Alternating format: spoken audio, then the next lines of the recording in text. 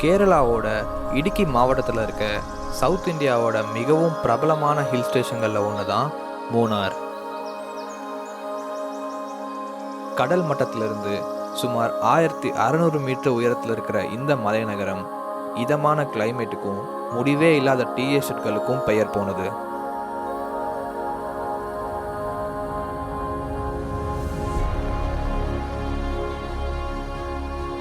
வருடந்தோறும் இந்தியா முழுக்க இருந்தும் வெளிநாட்டில் இருந்தும் லட்சக்கணக்கான மக்கள் மூணாருக்கு வராங்க. இங்க இருக்கிற கிளைமேட்ஸ்க்காகவும் வியூ பாயிண்ட்காகவும் அண்ட் டீ எஸ்டேட்டை பார்க்கறதுக்காகவும் வராங்க. ஆனால் இவங்களில் ரொம்ப பேர் கவனிக்கிற மறுக்கிற ஒரு விஷயம் இருக்கு. இந்த எல்லா இடங்களையும் இவ்வளோ அழகாக கனெக்ட் பண்ணுற இந்த டிரைவ் சவுத் இந்தியாவிலேயே எனக்கு ரொம்ப பிடிச்ச டிரைவிங் ரூட்களில் ஒன்று. ஏன்னா இந்த ஒரே ஒரு வழிக்குள்ள மூணாரோட மொத்த வரலாறும் இருக்கு. 19ஆம் நூற்றாண்டில் வெள்ளைக்காரங்க போட்ட ஒரு விதை இன்னைக்கு மூணார் மக்களோட வாழ்வாதாரத்துக்கு எப்படி பயன்படுதுங்கிற கதையும், இந்தியா முழுவதுமாக இருக்க தேயிலை உற்பத்தியில் மூணாரோட பங்கு எப்படி சிறந்து விளங்குதுங்கிற கதையும், வருஷம் முழுக்க பெய்கிற மழை தண்ணியை சேகரித்து வச்சு அதிலிருந்து மின்சாரம் தயாரிக்கிற இந்த ஆனையார்கள் நீர்த்தேக்கத்தை பற்றி இருக்கிற கதையும், முக்கியமாக இது எல்லாத்தையுமே இணைக்கிற இந்த நெடுஞ்சாலை இங்கே இருக்கிற உயரத்தையும் இங்கே பெய்கிற மழையையும் பொருட்படுத்தாமல் இதில் ஆயிரக்கணக்கான வண்டி ஒரு நாளைக்கு கடந்தாலும் இது எல்லாத்தையும் தாங்குற சக்தி கொண்டு எப்படி இன்னைக்கும் சிறந்து விளங்குதுன்ற கதையும் இந்த வழியில் அடங்கியிருக்கு. அண்ட் அதைத்தான் நான் உங்களுக்கு இன்னைக்கு சொல்ல போகிறேன். இதுதான் கேப் ரோடு.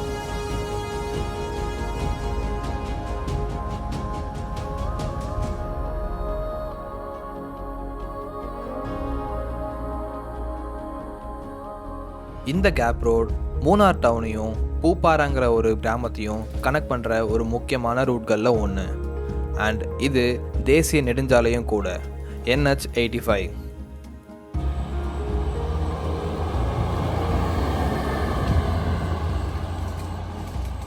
அதுவும் மூணார்லேருந்து லோகாட் கேப் வழியாக ஆனையாக்கல் கடந்து பூப்பாரா பக்கம் போகிற இந்த வழி சவுத் இந்தியாவோட அழகான மவுண்டன் டிரைவ்களில் ஒன்றுன்னு சொன்னால் அது ஆச்சரியம் இல்லை.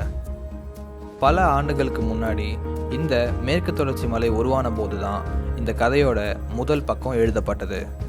யுனெஸ்கோ வேர்ல்ட் ஹெரிட்டேஜ் சைட்டாக அங்கீகரிக்கப்பட்ட இந்த வெஸ்டர்ன் காட்ஸ் உலகத்திலேயே பயோடைவர்சிட்டி அதிகமாக இருக்கிற மவுண்டன் ரேஞ்ச்களில் ஒன்று. இந்த மலைகள் தான் கேரளாவோட கிளைமேட்டையும் இங்கே இருக்கிற ரிவர்களையும் டீ எஸ்டேட்களையும் இன்னைக்கு நாம் ரசிக்கிற மாதிரி உருவாக்குச்சு.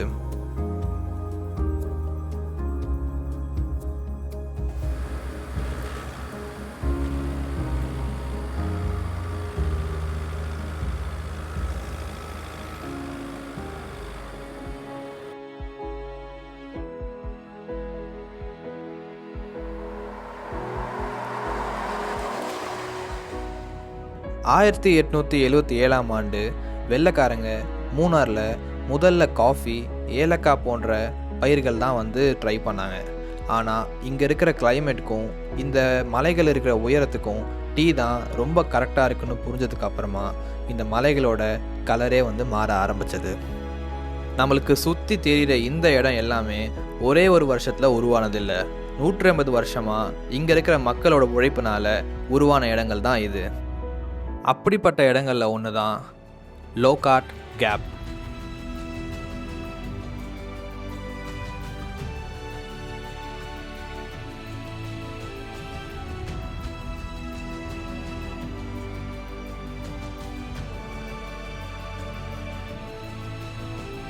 கேப் ரோடு வழியாக பயணிக்கிற மக்கள் யாராக இருந்தாலும் லோகாட் கிட்ட நின்று கொஞ்ச நேரமாச்சும் அந்த இடத்த ரசிச்சுட்டு போவாங்க. இந்த லோகாட் கேப்புங்கிற பேரும் 2 மலைகளுக்கு நடுவில் இருக்கிற ஒரு கேப்னால இருந்ததுனால இது எங்கேருந்து பார்த்தாலும் ரொம்பவே பெரிய ஒரு வேலி மாதிரி தெரியும்.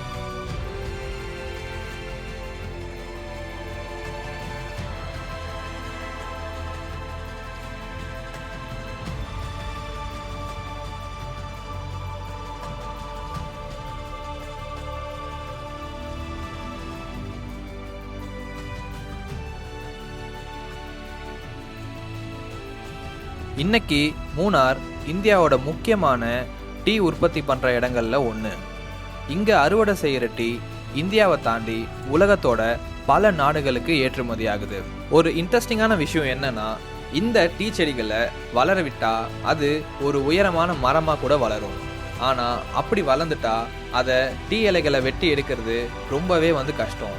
அதனால இங்கே தேயிலை பறிக்கிறவங்களுக்கு உதவுற மாதிரி இது எல்லாத்தையுமே பராமரிப்பு முறையில் கொஞ்சம் கொஞ்சமாக சின்னதாகவே வச்சுருப்பாங்க. அப்படி தான் இந்த டீ இலைகள் பார்க்க எல்லாமே சீரும் சமமாக ஒன்றாவே இருக்குது. இவ்வளோ அழகான இடத்துல கார் டிரைவ் பண்ணுறது தான் இந்த பயணத்தோட இன்னொரு முக்கியமான பார்ட். சில கார் நம்ம போக வேண்டிய இடத்துக்கு நம்மளை கூட்டிகிட்டு போகும். ஆனால் சில கார் தான் நம்ம போகிற வழியவே மெமரபிளாக மாற்றும். இந்த ட்ரிப் முழுக்க எனக்கு ஸ்கார்பியன் அதை பண்ணுச்சு.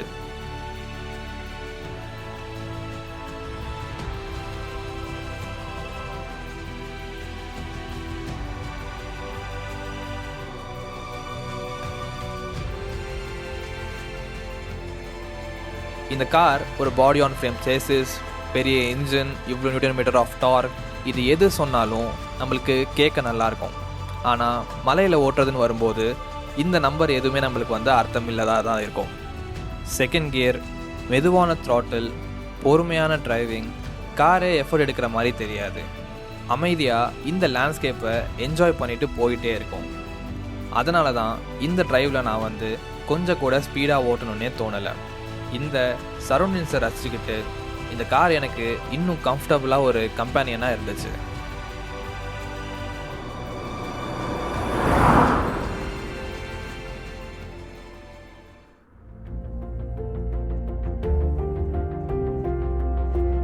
பொதுவாக ஹில் ஸ்டேஷன் ரோடுனா தொடர்ந்து கொண்டை ஊசி வளைவுகளும் ஏற்றமான குறுகிய ரோடும் தான் நமக்கு ஞாபகம் வரும்.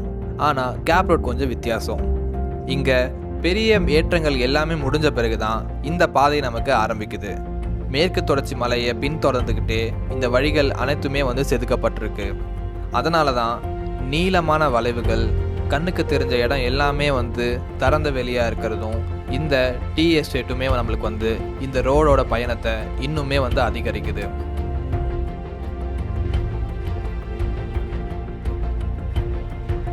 ரோடோட ஒரு பக்கம் ஆல்மோஸ்ட் கண்டினியூஸாக ட்ரைனேஜ் சிஸ்டம் கொடுத்துருப்பாங்க. மழை பெய்யும் போது மழையிலிருந்து வர தண்ணி ரோட் மேலே தேங்கி நிற்காம நேராக ட்ரைனேஜ் வழியாக கீழே இறங்கிடும். அதனால தான் ரோட் சர்ஃபேஸ் நீண்ட காலம் நல்ல கண்டிஷனில் இருக்குது. ஆனால் நம்மளால் இயற்கையை ப்ரிடிக்ட் பண்ண முடியாது. அதிக மழை பெய்யும் போது இந்த இடத்துல நிலச்சரிவும் ஏற்பட்டிருக்கு. மூணாரில் தொடங்கின கேப் ரோட் பயணம் அதோட இறுதிக்கு வரப்போகுது. நீங்கள் இங்கே பார்க்குறது தான் ஆனையார்கள் டேமோட வியூ பாயிண்ட். காரில் இருந்தபடியே பார்க்குற இந்த நீர்த்தேக்கம் கேப் ரோடில் பயணிக்கிறவங்களுக்கு ஒரு ஃபேமஸான டூரிஸ்ட் ஸ்பாட்டாக ஆகிடுச்சு. இந்த ஆனையாக்கல் வியூ பாயிண்ட்டை நீங்கள் மழைக்காலத்தில் பார்க்கும்போது இன்னுமே பச்சையாக தெரிகிற டீ இலைகளும் தூரத்தில் தெரிகிற உயரமான மலைகளும் இங்கே இருக்கிற நீரும் ஒரு மனதுக்கு அமைதியை கொடுக்குது.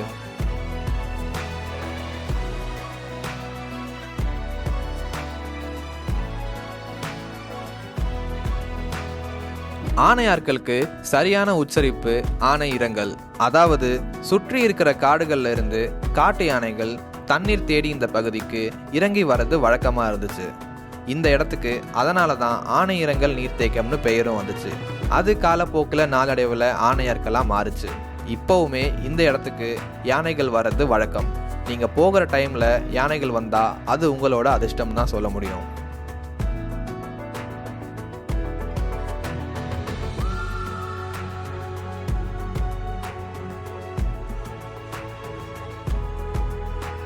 ஆயிரத்தி 1960களில் கட்டப்பட்ட ஆனையார்கள் அணை தண்ணீரை சேமிக்கவும் மின்சாரம் உற்பத்திக்கும் உதவுது. அதாவது மலைகளுக்கு மேலும் அழகு கூட்டுற இந்த நீர்த்தேக்கம் இன்னைக்கும் ஆயிரக்கணக்கான வீடுகளுக்கு மறைமுகமாக மின்சார சக்தியை கொடுத்துட்டு இருக்கு.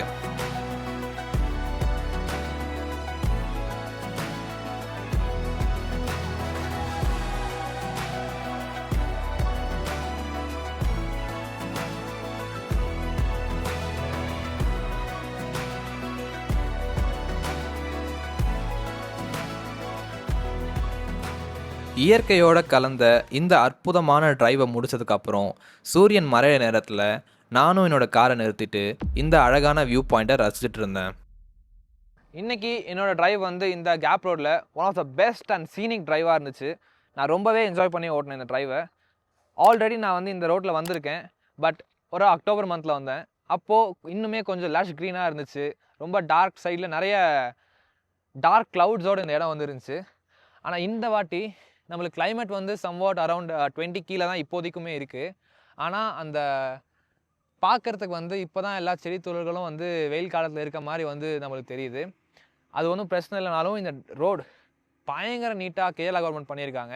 பைக் டிரைவ் பண்ணுறதுக்கும் சரி, இந்த மாதிரி கார் டிரைவ் பண்ணுறதுக்கும் சரி, one of the best roads in Kerala. கேரளத்தோட உங்களோட ஒப்பீனியன், இந்த கேப் ரோடில் நீங்கள் ட்ராவல் பண்ணியிருக்கீங்களா இல்லையான்றதை மறக்காமல் கமெண்ட் பண்ணுங்கள். Thank you so much for watching. I'll catch you on the next one. Bye bye.